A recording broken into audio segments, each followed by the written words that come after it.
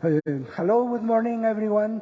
Dear colleagues and students and friends, allow me to introduce Dr. Mario Luis Fuentes, a distinguished scholar and advocate in geography and social sciences.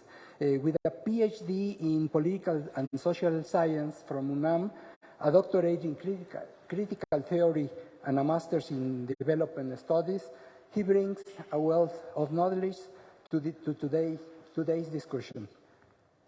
Dr. Fuente has not only excelled in academia, but also in the field of human rights, holding significant roles such as the holder of the extraordinary chair of human trafficking at UNAM and leadership positions in organizations like UNICEF, Mexico. His outreach efforts, including the multimedia project México Social and contributions to national media outlets, have amplified critical issues. Dr. Fuentes is distinguished member in the National System of Researchers, and he has received numerous prestigious awards. We are honored to have you, Mario Luis, Dr. Fuentes, here today to share his insights on vital geographical and social matters. Please join me in this welcoming him to the stage.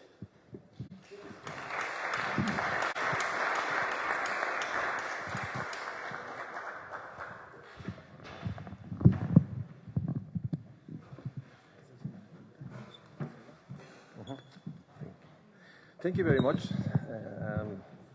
I'm very honored to be here with you and very honored to be in this fabulous place of UNAM. It's part of our huge heritage to be responsible to make these buildings live and be part of academic thought and also of questions. So I'm very honored to be here. And let me start by telling you that when one is thinking what to say in a meeting like this, always is something of many weeks, many days. But sometimes someone comes to you and gives you a book, and you start reading the book. And without knowledge or without conscience, you find yourself trapped in the book. And everything starts thinking with this book. Well, I received a week ago this book of Judith Butler. What world do we have? Pandemic and phenomenology. And I was trapped by the book. And then everything I was thinking was inside of the thinking of Judith Butler. So I must recognize that that everything changed, or grand part of the things I was saying or thinking was modified because I had the chance to read this book. And let me just share with you some of the questions which are central to the ideas I want to tell you, I want to share with you, and which, well, maybe you will be able to understand why I'm thinking from this position. I'm thinking cities, I'm thinking territory, and what I am assuming as a central part of this participation is that the pandemic, COVID, changed in a structural way the way we were thinking, living, and having social relations. COVID was just 1 year or 2 years. COVID was so structural that it changed and give new sense to different things we knew, but now we have acknowledged. And that's why I also have to tell you that I always have this way of thinking more from the philosophy, social philosophy, than from a science point of view. People like me who think from a philosophical position, what we want to do is to pinpoint what we already know, but sometimes those things are so near to us that we start to lose them in our knowledge. People who do science, they are trying to do research in order to bring to us something we don't know. That's what science do, scientifics. The people who think in terms of philosophical, social terms, what we're trying to do is tell you, look, this is what we have, but now it has to begin to be more evident. But the main question of this book is what type of world we have that can produce a COVID, a virus, or what kind of world we have with these inequalities, with these cities. What kind of world we have? That's the main question of this book. And that's the question that trapped me when I was almost finishing this presentation, and I had to step back, and as Butler says, put in a parenthesis all my assumptions. All my assumptions that without consciousness, I was putting inside this presentation. And have the experience of living these questions.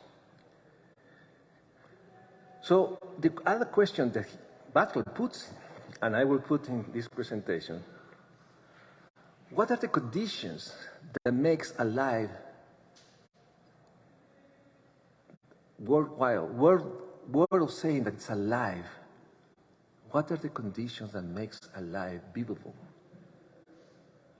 What should be those conditions? And to have the knowledge that very few people live with happiness. Let me put that sense, sentiment of happiness. Is much more than just thinking of what are the main or the services or goods that someone has to have. It's thinking, who are the people who can say they live a life with happiness? And then we have to ask us, what are the conditions of people who don't live with happiness? Who just are living, trying to make survivals with what they have. So these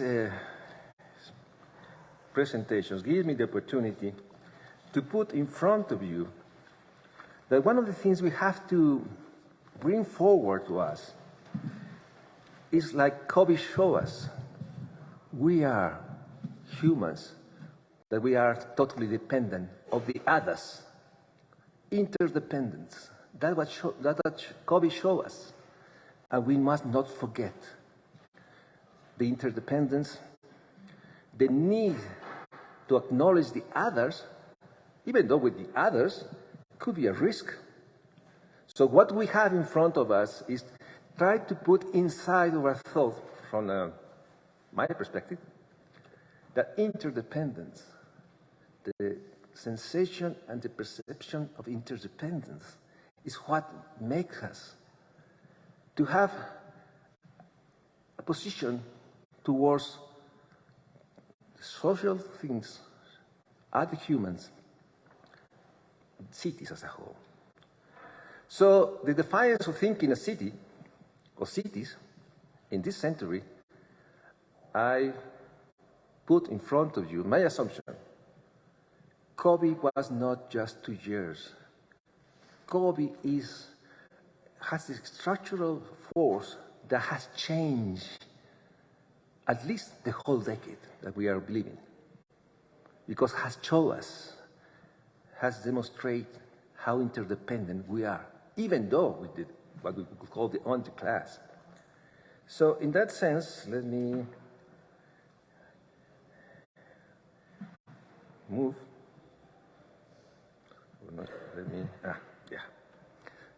Let me just emphasize that I am looking at the cities, I'm looking from a social point of view, these territories, this infrastructure, and I would like you to put your eyes not on the water, not in the infrastructure, in the people who are walking, looking, the defiance of being inundated by the water. That interdependence, because they have to move to a dry place, waiting, trying not to fall into the water, but waiting that the others move. This photograph shows you how in a moment we are interdependent. We need the others to move in order to realize what we're looking for. So this is more or less the point that I want to share with you in this opportunity. And this always shares you because we have to remember the years of COVID, people had to survive even in closed cities. The sign which you see there in that yellow cardboard says, I sell some goods, but don't give me money, give me food. I will exchange with the others with some goods because I'm hungry. So the relation with the others changed, was modified. And what the virus shows us is that we're linked to the world and we are linked to others. But let me ask you to think that we are linked to the world, the whole meaning, the whole notion that we are linked to the world, see? And the virus shows us the reality that we already knew. But because of the virus, we started to see those things in a different manner. We started to think of our capacities in a different manner, of the structures that are around us, and which creates inequalities, exclusion. The virus also showed us the gaps between our communities.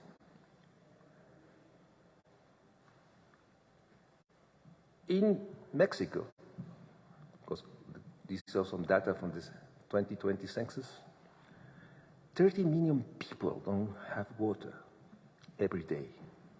Just imagine, 30 million people don't have water every day. That's almost the whole population of Central America. Almost 17 million people don't have a fridge. That means they have to buy what they can more or less storage every day because they cannot buy more because everything will get wasted because of the high temperatures. And these are official figures. My assumption as a philosopher or sociologist is these are figures, numbers that show us certain magnitude, but the number doesn't, the number also hides that probably the number is much higher. This is what is in the census. 4 million people don't have sewage. But what shows us the virus is the reality that we are not just dealing with a pandemic situation of health or a virus. We are dealing with the sum of all the pandemic situations that we have. The pandemic of lower income, the pandemic of violence, which Mexico is totally trapped, the pandemic of what we see. People are living disease and dying of reasons which should not be existing in our world, because we have the technology, we have the resources, but inequality gives us this figure. Mexico was one of the countries who lost much more people for the virus. And we're losing a lot of people because of the virus. Many of the hospitals had to reduce their service of diagnosing cancer or diagnosing hypertension because they were put in just to the virus. So those people we don't have a treatment on those years now are suffering the consequence. So the virus or the COVID, that's my point, COVID is also moving thinking more far away from just the virus. So what the virus put in front of us, also what you know, social protection is very weak in Mexico, very fragile, there's a huge inequality. So if we want to think cities, or we have to think the sociology or the social relations of people, we have to think in the most wide way. It's not just the way we plan, think, the infrastructure of cities, the availability of services, even income. So what we have is, and that's the second idea I want to put in front of you, we are living the decade of COVID. We are molded by the impact that these 2 years of confinement produce in our countries, in our world. So, first idea is interdependence. Second idea is we are in a decade. From now to 2030, more or less, we are going to live inside this vinculation, this new interdependence, these new notions of some problems. So what we know, what we saw because of the virus, is how is this vinculation between the systems, the natural systems, which has and is now continuously being modified by the humanization. That's why in cities like Mexico, 9 of 10 cases of the contagious were in Mexico City. So we have, because of the virus, have more knowledge of the health crisis or the urban crisis. And what the Sicardi, one of our friends and most widely known thinker in cities urbanization, and Manuel Suarez, has put that the urban crisis, as you know, and you're the expert, has modified rapidly the way of life in the cities. But when we say way of life, we are talking about values. We are talking about perceptions, conceptions. You have to say that changing the way of life is changing, modifying values and building other values. That's the profound idea which is behind this when you say that cities are modifying the way of life. Cities are modifying the way we think, the way we perceive the others, the values we have. They're destroying ones, they're enhancing others, but also they're building others.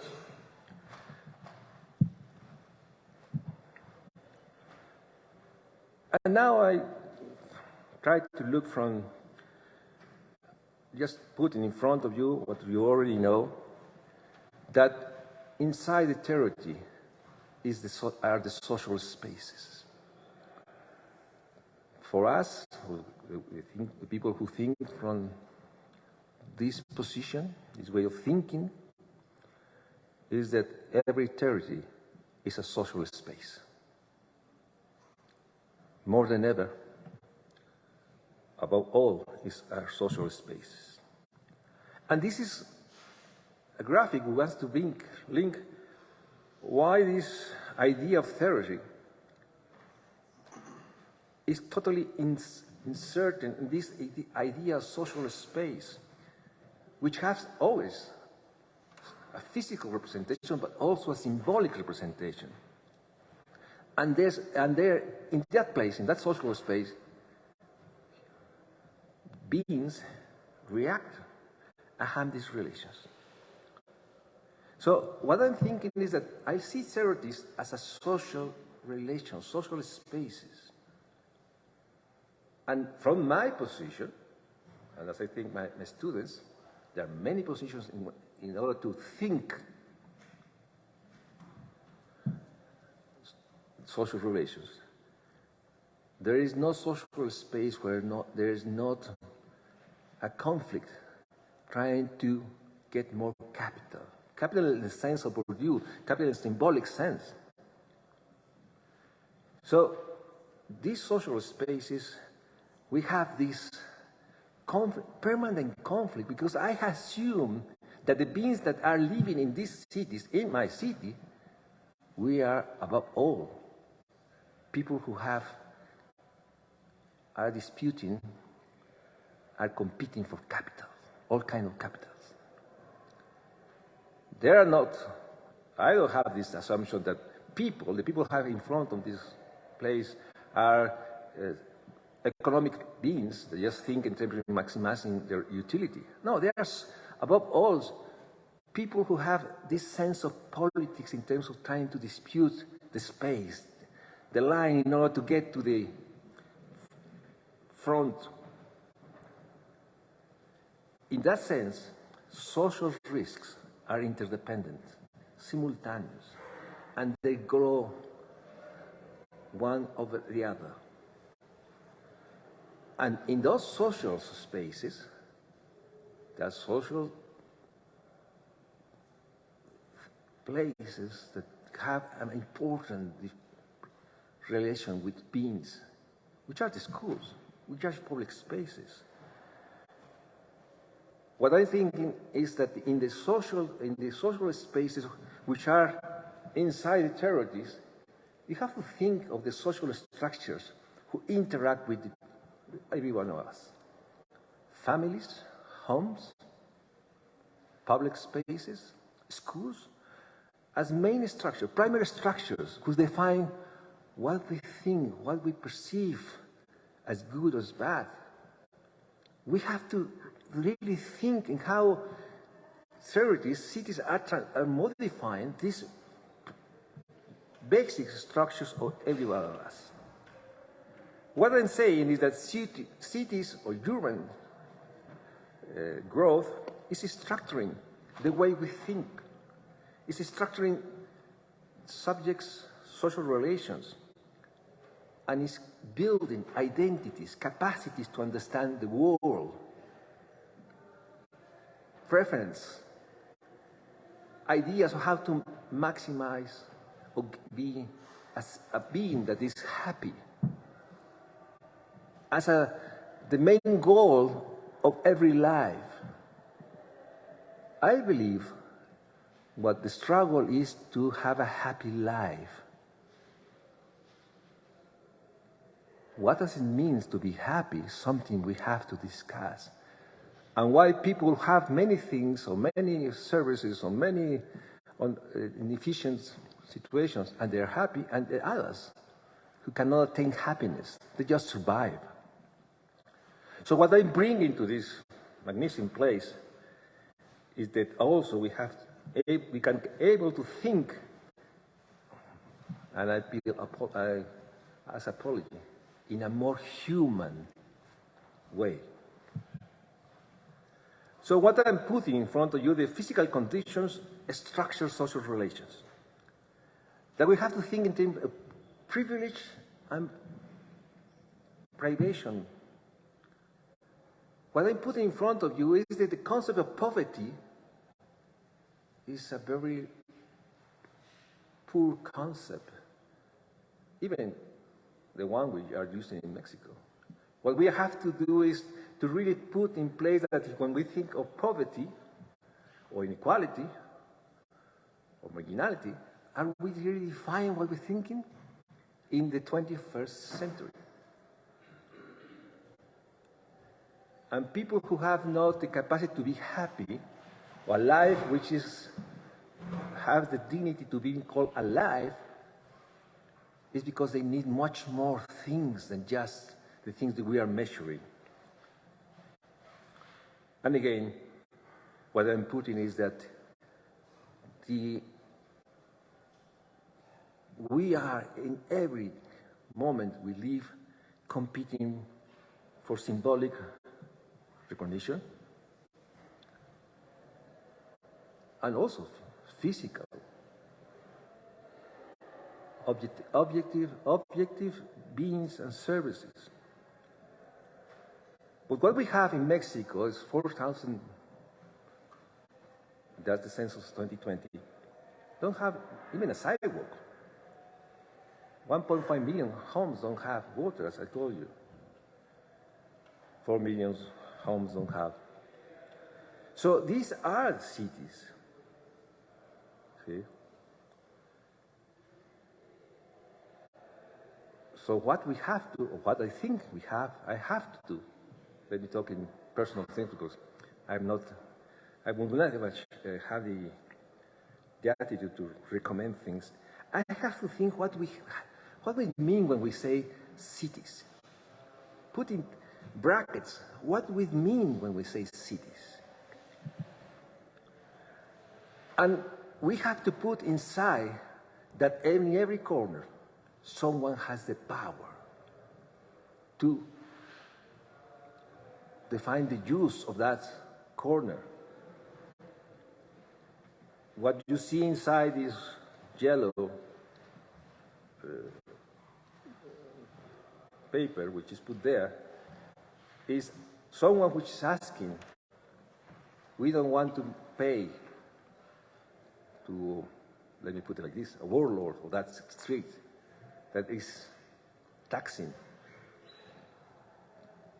the owner of this little motorcycle to be able to add some work in order to get some income. So what we have to think is the power is not in front of these buildings, not in the National Palace, not in the National Cathedral. Power is in every corner. Someone owns that corner. I'm not talking about organized crime. I'm talking about realizing that these cities have been taken by multiples, like a huge Medusa, who are exerting power and are modifying in social terms the way we live and we walk these cities, these streets. You have been walking around this is the main Plaza Zócalo. I don't know if you notice, the ones who are of this city, we immediately are able to identify who owns the corner. Someone is there looking. That's only the few ones which are authorized with pay be able to sell in the streets. Not everybody, just some of them. And someone is vigilant, and is not National Palace.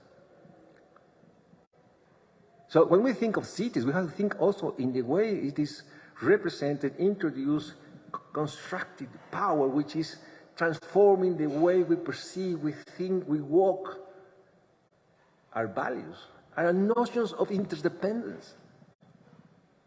I'm sure that the people who are in that corner, their interdependence is with the one who has the power to use it to get something. It's just to pay them the authorization to be in that corner. So power is part of this idea of the huge gaps in this city. Inequality is not just only the notion this is a photograph. By the way, now the Geography Institute of Manuel will have a plane which will be able to do this and more.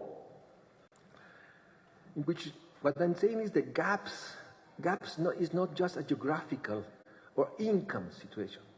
Gap is who has the power and how these gaps interact between them. Because, let me put one of my assumptions, even in the left part of this photograph, someone owns the park, someone owns the corner, someone owns public services, someone owns the people who are selling everything. So the conflict in cities now is being evident. What we already know, that's what philosophy just tell us to understand what we already have there. Philosophers, what they do is they show us what we have there. Now we are also have a conflict because we want to have a place where it's not so heated, the streets. The dispute for shadows, the dispute for a tree. These heat waves in the world have shown us that also we are competing for a place where it's not as hot as the other. Now has become evident to us that social relations are also built in this. And what we have is inequality because where are the trees, where are the shadows, where are the disposable shadow? So gaps or inequality has to think in a more wider term. Obviously, what we have is a city of Mexicali, which is just in the border, is that also cities, social relations, are defined for these crosses. I don't know if you, but for me it's something that always shakes me. That when I walk or go in the roads, in some places I find a cross. And I always have this sensation of, this perception that, of course, someone died there. But I also think, what is the sensation of someone who walks beside a cross? Someone who walks around a place where somebody died, which died and shouldn't have died. That's the question. It shouldn't have died because it was an accident. It was a robbery. So cities are marked also with this social relation that implies that death, and let me put it in more clear ways, sadness, anxiety, anger, lives inside these territories, these corners, these roads. So what you feel when you walk beside a cross and you know someone died there? And maybe you think, or maybe we should think that someone around there is grieving, is having a sense of sadness, of anger, because that son, that daughter, that wife, that grandfather shouldn't have died there. That's the implication, this symbol of these crosses around the city. Of course, they have told us, and there's a lot of papers, Lancet and everywhere, of the inequality of segmentation of public services. Yes, we are as segmented and fragmented, not cities. Cities, they are segmented and fragmented because of the public service, especially the health service. What COVID put us in front of us, what we already know, but we didn't have the notion that important is, and we cannot lose the notion of the importance that one of the primary things we have to secure to people and cities have to secure is health. Able to confront disease and inevitable death. But we cannot allow us to forget the interdependence. How public service build, construct social relations and the perception of the city. In Mexico, since we have a structural crisis of the health system, the public health system, there are more than 20,000, besides the pharmacies, places where people go to get some answer to their illness. What we know is that the lack of a national health system has drawn people to private services in pharmacies, around pharmacies, which, let me tell you, so about all the people who are from other places, those doctors which are in those pharmacies are not certified by the public government. So, and people go there when they need an answer, but if they have cancer, if they have a chronic disease, there is no solution in a pharmacy. So when we see the cities and social relations, we have to see those relations, especially, which I put in more emphasis, which I learned from the COVID experience, is there something that worries people is confront disease, confront preventable death. It's not just water, it's not just sewage, it's not just public transport. What I propose in my thinking, in my way of thinking social relations, is the centrality of, in cities and territories, of the health services, public or private. We have to be able to prioritize, to have a priority in our minds, I think. Also, the course is education.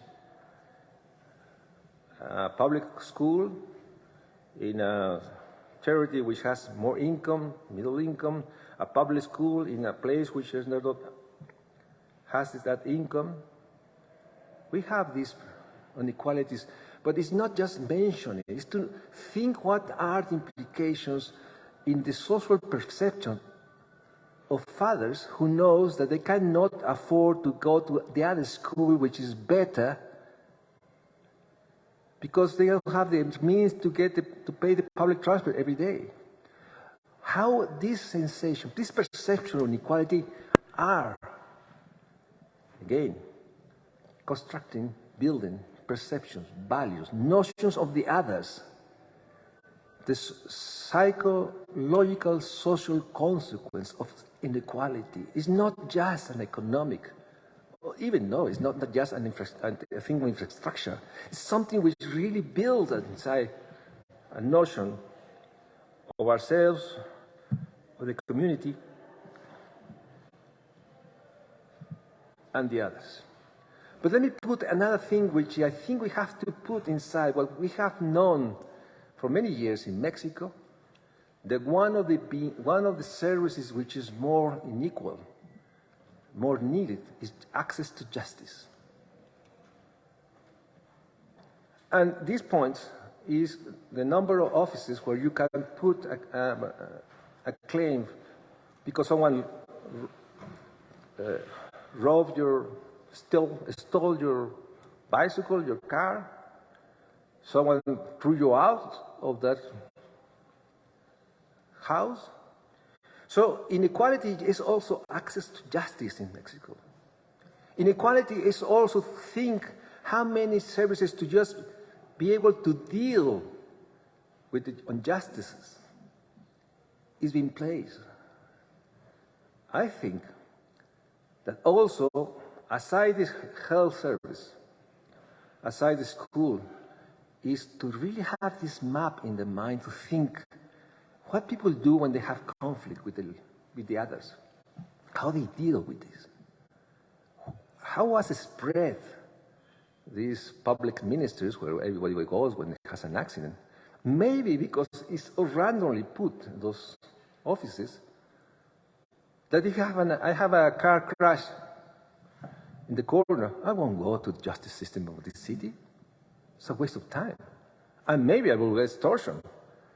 And maybe I will have to pay more because I look, let me say that experience, I look that I have more income than the one who crashed to me. So I will be sorted with a different perception, because I look more whitish, more or higher income. I cannot renounce the perception of people who see me in those streets, and I see them how they see me. As I know when I see some people who are not from this country, and I see when I see people who are from these colonies, we have perceptions. We think of the others in terms of the way we perceive them physically, clothes, etc. But the thing is that they have to put in the church, in the city, access to justice as one of the elements which structure social authorities. And quoting one of the professors of UNAM, Bayon, cities are a thread which articulates, integrates, but also excludes people in a simultaneous, in a very complex. And what is the implication to be living beside another million people who have the same needs, they have the same lack of resources, they have the same poor housing, great spaces where everybody looks the same. How does build this notion of the others? And how in the morning you have to move 3 or 4 hours and go to other places and see that everybody has different cars, different roads, different infrastructure. So what we have to put inside the territories and cities is our relation to the social situation of people and how this notion builds our perception. If I live in a place where millions of people look the same, struggle the same way, why we don't have to accept that those people naturalize that situation? They just assume that everything is like that. Many don't have the capacity just to cross once to the other parts of the city. So, Sarabi, which is another friend and very brilliant academic professor, think in terms of privation and privilege. It's more than thinking of poor or not poor. Privation. What are the privations that people are living, are dealing every day? And what are the privileges we have, the people who every day we live with privilege, which always has this construction of the perceptions of the others. And this last part of this presentation is cities and territories are being molded. I'm writing something, I'm bringing this idea of the plasticity of the brain, the plasticity of territories, who adapt to shocks, to different shocks. Well, in Mexico, our cities, our territories, is being molded by this reality of the death which surrounds everywhere. You know that we have around 100,000 people have disappeared. You know that we have around at least 8,000 places where people have been buried. I don't know the word for fossas, but these pits where they throw people. Some people have said that we are walking over people, over dead people. That changed the notion of territory. That changed totally the perception, because now we know that it's not in that place which is far away. No, it's inside houses, inside places where they build a hole and they put people there. We are finding these bits of dead people in always, of course, in marginal parts of the city where they just buy a house and they put people inside there. But in a few weeks, we will have this death celebration in Mexico. It has become more like a Disneyland use of the perception of this notion that we have to acknowledge that we have lost people. We are not celebrating, we are acknowledging in this way that we have lost people and everybody has a death inside. But what I'm thinking is that these places where they put people, they are molding. I'm sure that nobody will buy a lot or a place or house when we know that 5 kilometers there's a place where they found some bodies. Also, churches have been molded by the movement of people, migration. But put your eyes in forced displacements. Thousands of people in Mexico are moving because in that place, organized crimes or something has happened that they have to move to a safer place. They never thought of moving to the north of the United States. They never thought of moving from their locality. But violence has been so extreme, or the lack of water because there was something which happened. A catastrophic natural phenomenon which displaced people. We are a country which people move, not only from south to north or east to west, people who are moving because of displacement, forced displacement. That also molded. And now in this city, we are getting accustomed to see people who we know and we assume they're from Haiti because they look different from Honduras and Guatemala. Maybe they're not from Haiti, maybe they're from Congo, but these perceptions of the others, this notion of the others is being built constantly. In a sense, what I'm repeating here, that we have municipalities where violence, homicides has been concentrated. We are becoming a territory where there are thousands of people who we didn't know and we have been dismembered and put inside these slots. It's what anthropologist Lomit says, there are a lot of silent zones. Nobody goes there. Nobody says something because it's too much. The perceptions of fear. And we have occupied territories, and we have localities which people have to move. This is a map of the places, of the, at least the last notion we have of where these places where they throw people are.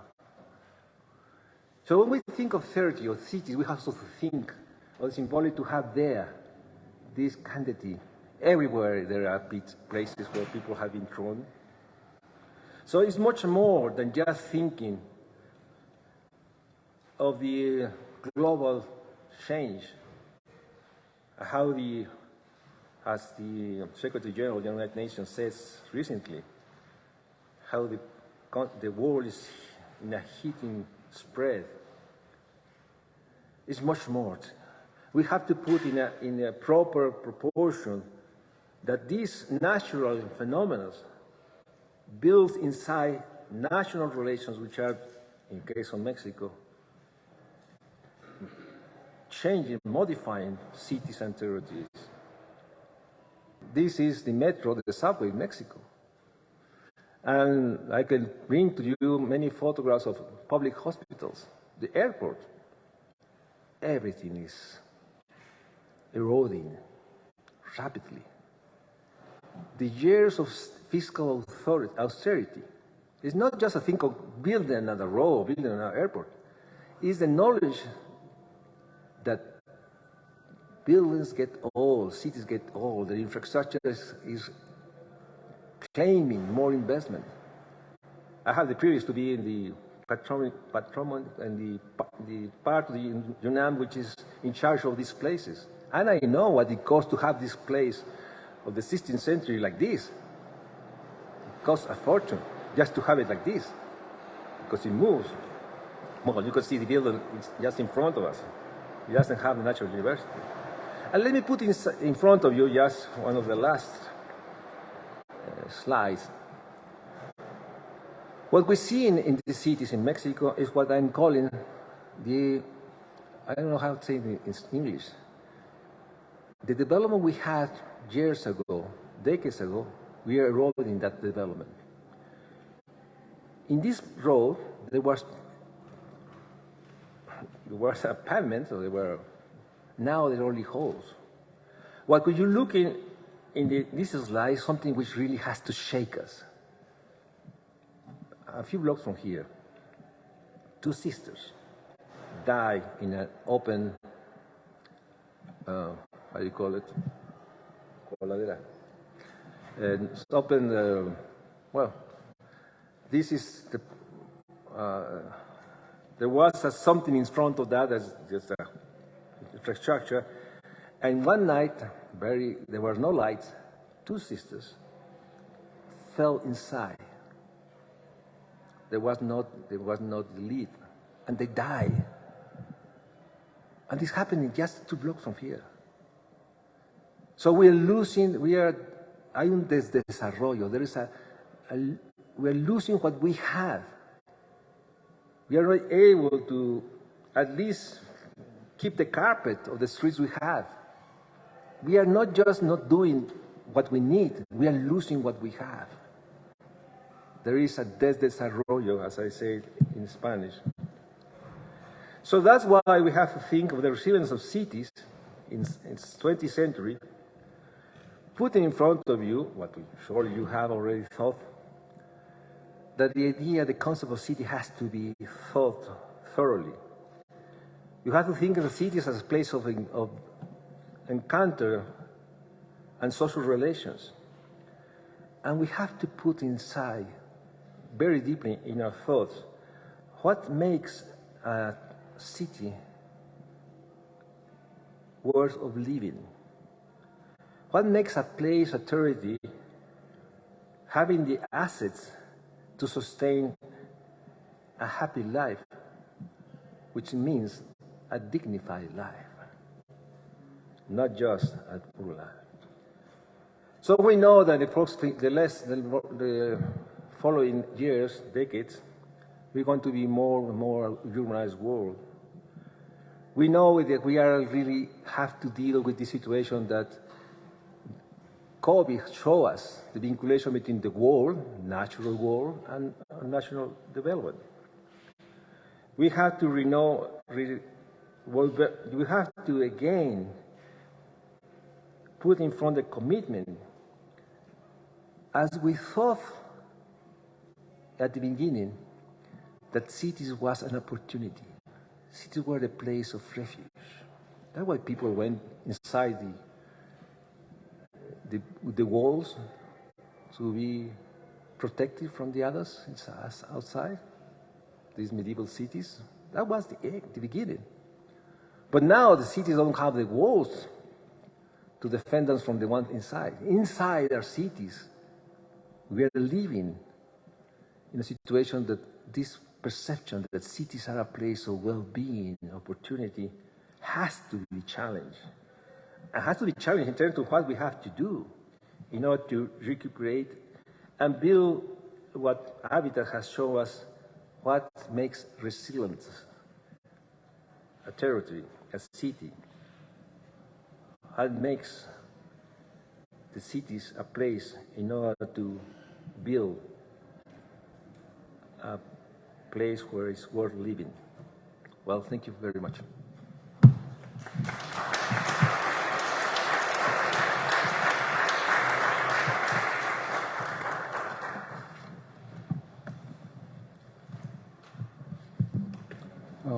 Thank you, Mario Luis, for bringing to the desk those important reflections to put together, to bring the social, political, and I would say, well, as you have said, the ethical claim to when we think about cities.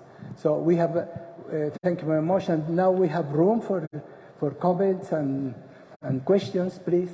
Manuel. Thank you, and thank you, Mario Luis, for your wonderful talk. I find many coincidences between many of the topics that you touched with what Karen Chappell talked about in her keynote speech, climate change, displacement, migration, segregation. So on the one hand, I would like to know what Karen thinks, and because the angle is different. Your angle is more political. And on the other hand, I do have a question, which is, you mentioned throughout your talk privilege and privation as the main dichotomy through which that generates segregation, difference in cities. And I would like to know if what your take is on the role of city planning in reducing these differences, so that cities are not a place of privilege and privation, but just a place of privilege for everyone. What I thought is that more than ever, these characteristics of the territory have an important impact in the well-being, on the notion of being in everybody. But what I feel is that this notion of urban planning, I say it from one who's, as you know, I'm not an architect or engineer or even a science of urban thinking, is that what I see is that sometimes this notion of urban planning is very scientific engineering. They are not thinking of the social relations they are building. They may be, I think, that this road or this way of planning can make people move more rapidly from A to B. But that's not sufficient. We have to have a wider way of thinking of urban planning. To put inside there what it means in terms of social relations, how it's going to modify in a positive or a negative way. Let me put it, recently I went to these new systems of the city. I hope you can go there to the cable, this transport aerial from one part to another. It has changed totally territory. You go to these places, you get inside this cabin, and they move you in 20 minutes, 5 kilometers. And below you see people who are struggling 1 hour with traffic and social extortion. And you see how this thing has changed. And let me put something which was very important for me. I don't know who thought of it. But these cabins, which bring you from one place, you can bring your bicycle. That was a huge change. They want to go from one A to B in a very safe way, get down and bring your bicycle. Well, those thoughts, I think we have to put inside that urban planning has to be more interdisciplinary built. It's just not a question of efficiency, aesthetics. If thinking important inside urban planning is how it's going to modify social conduct, because it modifies it. So I believe it has to be put in the center, but it has to be broader, the implication of urban planning. What I have found, or what I know, is that it's concentrating in the idea of efficiency and aesthetics and use of the land or the resources. Very economic way of thinking of urban planning. It has to be more in a more sociological, anthropological reflection. Maybe it's not more efficient in terms of urban planning, but maybe it's more efficient in terms of social relations. So what you're going to put in front? And I think the planners are more thinking in efficient resources in a very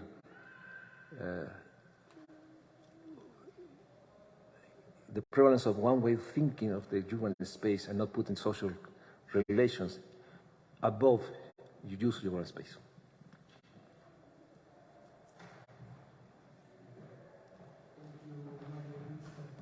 Another question?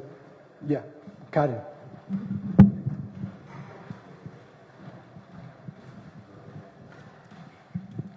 Thank you for a wonderful talk. And Manuel asked me to respond, and I always take commands from Manuel, my student. So I love this talk, and it's very complementary with mine. And I'm thinking a lot about these ideas of perception and how that reifies our thinking. My talk on Monday, I'm a planner, by the way, and my talk on Monday ended with talking about how planners are focusing on empowering communities to become more aware of these inequalities that you so poignantly point out. So I'm wondering how you see this empowerment, this process of empowerment, and how we can make it happen going forward, the building the capacity for that. I thank you for the question. Let me, in the last 30 years, public policy in Mexico as a whole renounced of empowering communities. The notion which is inside the public policies in Mexico is this individual society, or individuals who interact are able to maximize their benefits. To empower a community is a political decision of the state. If you don't have this notion, or if you think that any effort to empower communities has an ideological bias, you have a huge distance to empowerment. You just want to give benefits, income transfer to individuals, to households. But you are not taking what I think, as you, has to be one of the main objectives of any public policies: empower people.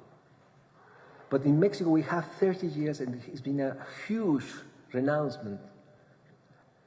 And now we have, even now, more questioning, because people say that the huge human infrastructure of the social programs of the president in Mexico is being used to get people to vote for in the president election of next year. This bias that any organization, any construction is going to be used by other power. This is something which we have been living the 30 years. So, although I believe like you, I see a huge reluctance and a huge capacity to think that any people who goes to a community action is political bias. That's something which is hurting very much this conviction as I have. We are not betting on organizing people so they could be empowered and be able to transform their realities. We are thinking, in Mexico, we are totally committed that it's going to be individuals, and they will decide. And we have these two positions. People who think that any use of resources to organize people is bias. So we cannot do that, because we lived the previous party, we was in power for 60 years. And people who are like me, who think that if the public policies don't have a commitment to organize people, people will not organize by themselves. They don't have time. Time is the most important variable in terms of capacity to get together. Well, in those polarization views, we are trapped in Mexico. So I think we're going to live, at least in the short term, this situation that we cannot organize people because it's biased political. It must not be done for different reasons. But I agree with you. Thank you. Thank you. Without any doubt, this question and this answer have an extremely wide context of responsibilities, but also as the how could I say, the need for scientists, social scientists, as well as geographers, are I don't know, have the responsibility to think about these issues. And I take the advantage of being with the microphone now and invite you that tomorrow we are going to do a visit of one of these settlements that Mario Luis has shown us. And if I'm not wrong, probably the photo of the cable bus that you show is exactly in Ixtapalapa. Mm-hmm. Yeah, you're right. That's the place that we are going to visit tomorrow. So you are invited to consider join us with this. And particularly, this visit is going to, during the visit, we are going to meet with the political group that has the power. pushed this collaborative working in Ixtapalapa. Well, Important. Another question, comment? We agree, it's time for coffee. Thank you very much. Thank you very much.